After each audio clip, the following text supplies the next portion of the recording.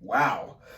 This shirt certainly has seen better days, just like the DCEU as a whole. But will justice finally be served for this franchise? Well, the time is now to find out. What is up, everybody?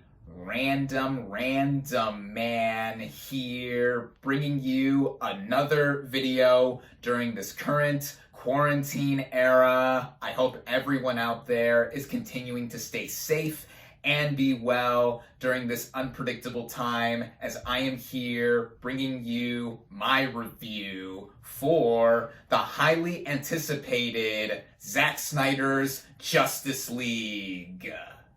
By the way, there will be no spoilers in this review. You're all safe. I will not disclose any new information or details that are shown or seen in this director's cut to 2017's Justice League, which is the 5th installment of the DC Extended Universe. And based on the DC Comics superhero team of the same name, the plot of this superhero film basically follows the aforementioned title team, which comprises of Batman, played by Ben Affleck, Superman, played by Henry Cavill, Wonder Woman, played by Gal Gadot, Cyborg, played by Ray Fisher, Aquaman, played by Jason Momoa, and The Flash, played by Ezra Miller, as they attempt to save the world from the catastrophic threat of Steppenwolf, played by Kieran Hines, Darkseid, played by Ray Porter, and their army of parademons. Going into this movie, there's a lot to take in when approaching just the very idea of Zack Snyder's Justice League, aka the Snyder Cut, as it has been long touted. Now, this is, as I mentioned, a director's cut to 2017's Justice League, and a 4-hour cut at that, as back when that movie was in production and was eventually released, there was a lot of trouble behind the scenes. Director Zack Snyder faced a personal tragedy and stepped away from the production of the movie, and eventually had the reins taken over by Joss Whedon, who many of us know recently for having directed the first 2 Avengers movies in the MCU. And he seemed like an inspired choice to have finished up Justice League, given that these are 2 of the most successful movies ever made. However, with that aforementioned trouble behind the scenes, it wasn't just necessarily with Whedon helming the project, but also with studio execs over at Warner Brothers interfering with how the final product turned out, as Snyder's original vision was heavily tampered with, and what followed and was released back in November of 2017 was a 2-hour Frankenstein's monster sort of cut that was basically not successful, to say the least. It was a box office bomb and was not very well reviewed. As for my thoughts on it, well, I actually rewatched the 2017 theatrical cut last night in preparation for the Snyder Cut, as it was the first time I had seen the movie since theaters, and looking back, I think that it's fine. You know, many people think it is the worst thing ever, one of the worst superhero comic book movies ever made, but I certainly don't feel the same way. I don't think it's great by any means. Even when I first saw and reviewed the movie back all those years ago, I gave it more credit than it deserved, because for one thing, I was just tired of all of the hate given to the DCEU, because I really genuinely wanted to like just about every installment that I saw. And Zack Snyder's first 2 efforts, Man of Steel and Batman vs. Superman: Dawn of Justice, I really wasn't too big on. Some of you are probably going to type right now, though, well, why are you wearing a Batman vs. Superman t-shirt? First off, this shirt is 5 years old, as I pointed out how ratty and tattered it is in the intro of this video. And I had gotten this shirt prior to the release of Batman vs. Superman almost 5 years ago by now. Wow, it's been that long.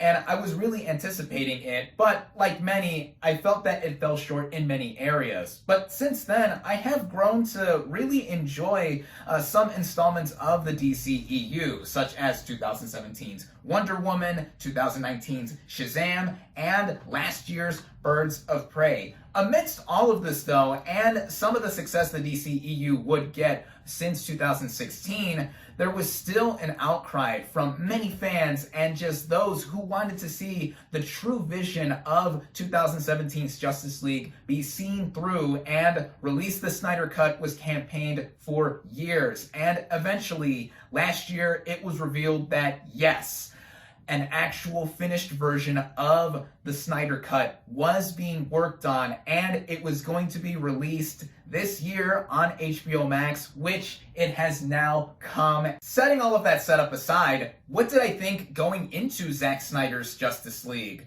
Well, for the sake of talking in modern times, it is unprecedented to see a long-awaited and fan-initiated new cut of a movie be made and released so close to the original theatrical release of the film that we first got. And if you want to compare it to many other movies that eventually got director's cuts years later, 1982's Blade Runner eventually saw a 1992 director's cut by Ridley Scott be made and released, as like Justice League, this film saw studio interference prior to its original release. And if you really want to go further, fans had to wait another 15 years for the 2007 final cut, which I own here on Blu-ray, and I think it is a masterpiece. So with what fans were able to do, they were able to rally loud enough and hard enough to see the Snyder Cut be seen through. And usually, I'm not a fan of seeing fan service like this be appeased or appealed to, because it reeks of taking away the original vision of the filmmaker and not having what they wanted to see done. However, it is so obvious that Snyder's control was taken away so much after he left the initial project, and it was just something that didn't feel like his own vision. And now we have finally gotten it, and that in itself is already a win, and more than what fans have bargained or literally rallied for. But enough of the chit-chat. Let's get into actually what I thought of this thing. And usually I start out with talking about the cast and their performances for any traditional narrative feature film. But in this case, since this is the first time I'm ever reviewing a director's cut of a movie, I'm actually going to go into the structure of this film similarly to how I approach reviewing a documentary film. I mean, if it wasn't already clear, given this movie's 4-hour running time doubling itself from the theatrical cut, there's a lot of new additions that have been put in here, with some stuff from the theatrical cut being removed as well. And what this movie does in the beginning is show the ramifications of the climax of Batman vs. Superman, and really emphasize them, especially as the plot progresses, before we get the unification of the League themselves. And that is something that was missing sorely from the theatrical cut, and that is the first thing that I noticed right away. It really didn't take me that long to see that the vision of Snyder has a lot of astute ambition with him, and he is a director that I am usually not a fan of anyway. I'm not a hater or anything like that of Snyder, but I'm not a devout defender of him either. As I mentioned earlier, I was not really that big into Man of Steel or Batman vs. Superman here, and part of the issue I had with Justice League as the idea of it film-wise before even the theatrical cut was that Batman vs. Superman had so much crammed into it and was trying to be way too ambitious for its own good there, whether you're talking about the theatrical or Ultimate Extended Edition cut, that I felt that going into Justice League, there was so much that that movie had to compensate for. That is why I found some enjoyment with Justice League, despite having to devolve itself into being disposable for the sake of enjoyment, because despite me not being a fan of the details or direction that Snyder took with his first two DCEU films, there's a lot of merit for what he was trying to do. But going back to the Snyder Cut and how it is framed all around, given the behemoth of a 4-hour running time this movie has, there is more than plenty of room for these characters to prosper and develop over the course of it, especially the characters that were initially introduced back in the theatrical cut, such as Ray Fisher's Cyborg, who really got the shaft in that original version of this movie. And I gotta say, he is the biggest improvement of these cast of characters, and performance-wise, there's a lot of passion from the actor in portraying this character. He really is integral to this movie, more so than he was, at least from the outside in looking at the theatrical cut. And this also extends to Joe Morton as his father, Dr. Silas Stone, who also gets a huge leg up in this movie, becoming a full-on supporting character and also giving a terrific performance here. They are simply the heart and soul of this movie, and other characters that were formerly introduced in Justice League do get improvements as well, like Jason Momoa as Aquaman. More is given to him, and when considering how this film takes place before his solo 2018 film, it makes the improvement level so much more prevalent to how the characters are involved and what eventually transpires in this movie. Ezra Miller as the Flash, I also think gets more to do, and he was always the comic relief with how his character is in general, being a jokester while also being a quickster, and I always liked his casting as the character, and I think that he still adds a lot of levity for what this movie has in some darkness throughout it too. Then with the original Trinity, Batman, Superman, and Wonder Woman, they have more to do here and there with their characters given the screen time that they all have, but I think their appeal and presence is mostly intact for what they all do. I mean, I always really enjoyed Ben Affleck as Batman. I'm sad to see him not play the character anymore, but it is what it is given real life, and he delivers more of the goods here.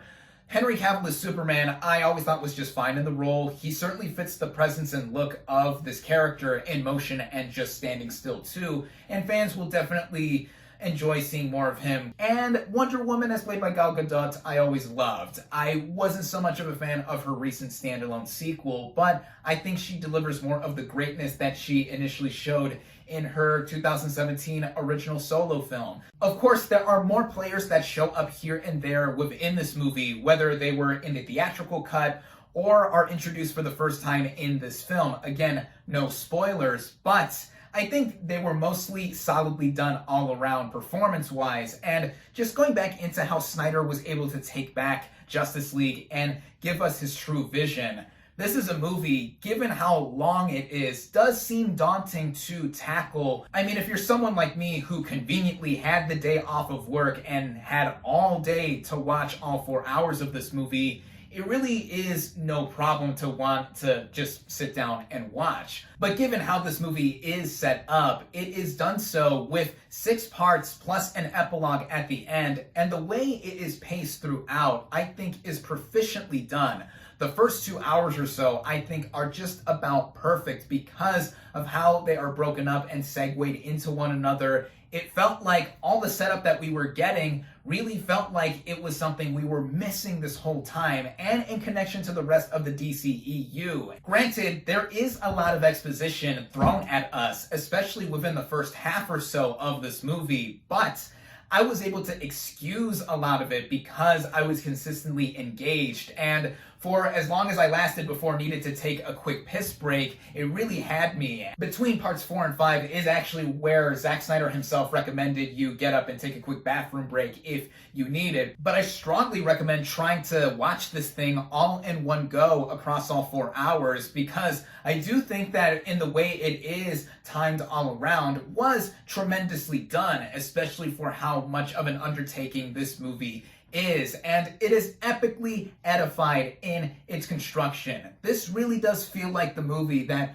we needed for it being the culmination of the DCEU up until its initial point of release. This was supposed to be the Avengers Infinity War / Avengers Endgame of the DCEU, and thankfully, given what we were able to see of Snyder's vision across it, it really does feel that way all around, and it goes more so into the technical elements on top of the dutiful direction that Snyder does in retaking what he really wanted to express the first time around. And on that scale, this movie really does feel big in scope, and the way it is shot, a lot of scenes that were from the theatrical cut are back here, but they are used a lot better, and the stuff that was taken out in the theatrical cut to the transition to the Snyder cut made sense, like the random Russian family that were in the theatrical cut. I mean, they're not here, and it feels a lot better for that because of what scale this movie does take. This movie is actually presented in a 4:3 aspect ratio as opposed to a traditional 16:9 one or the 1:8:5:1 or whatever various aspect ratios you would usually see when seeing it in the theater, as that was Snyder's intention. And at first, I thought I would be thrown off by it, given that there are black bars on the sides of your 16:9 TV if you're watching it that way.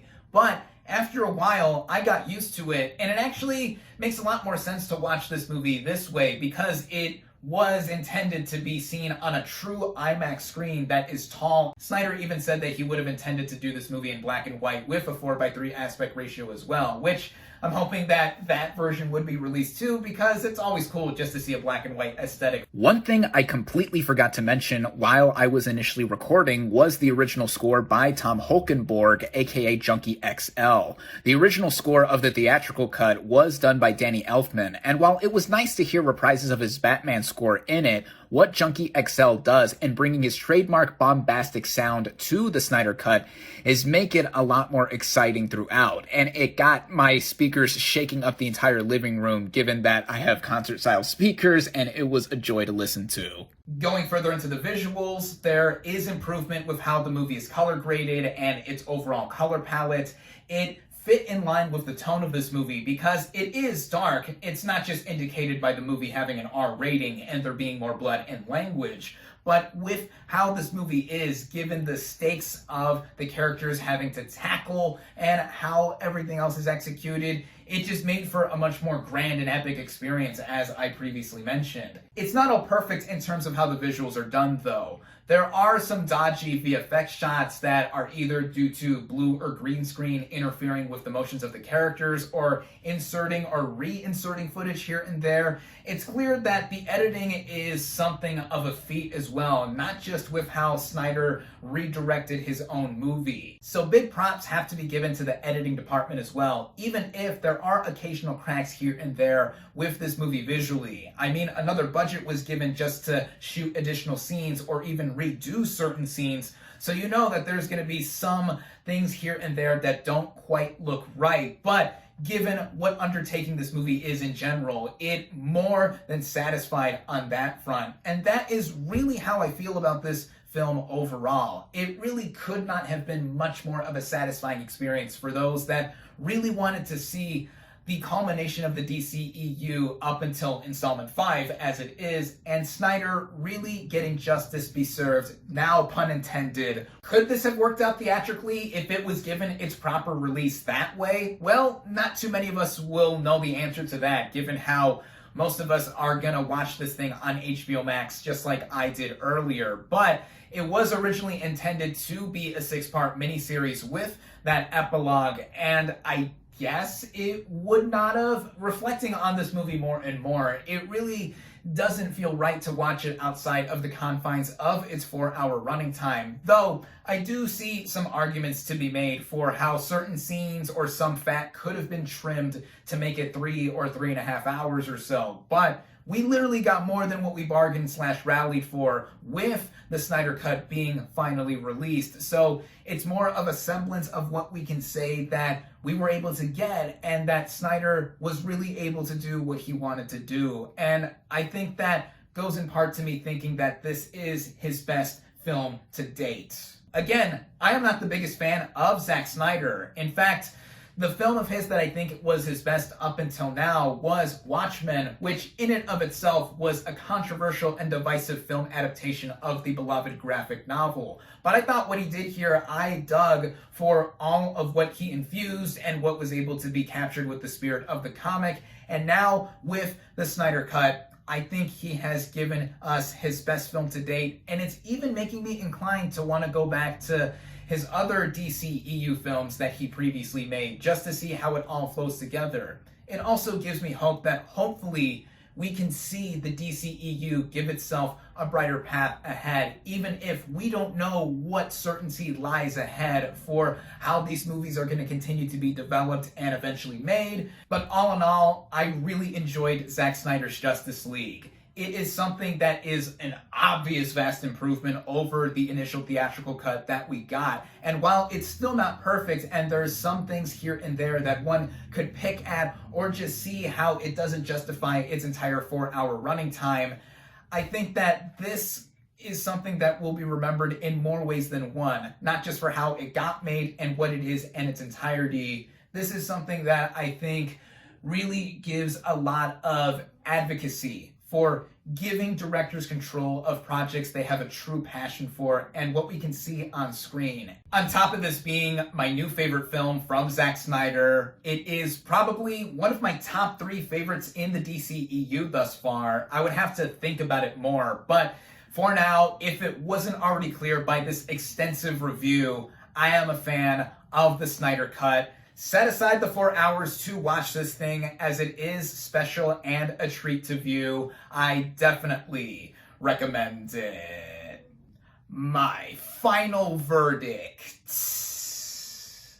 for Zack Snyder's Justice League is 4 out of 5 stars.